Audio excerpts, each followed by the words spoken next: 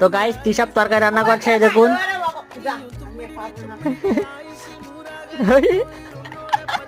তিশাব কেরাম আছে তরকারি? তিশাব ঠিক আছে সব? তিশাব ঠিক আছে সব? আছে জাল লবণে হয়েছে না? কিছু কম হয়ে গেছে? লবণে কম হয়ে গেছে? তাই? তাহলে তুমি রাঁধতে শিখে গেছো?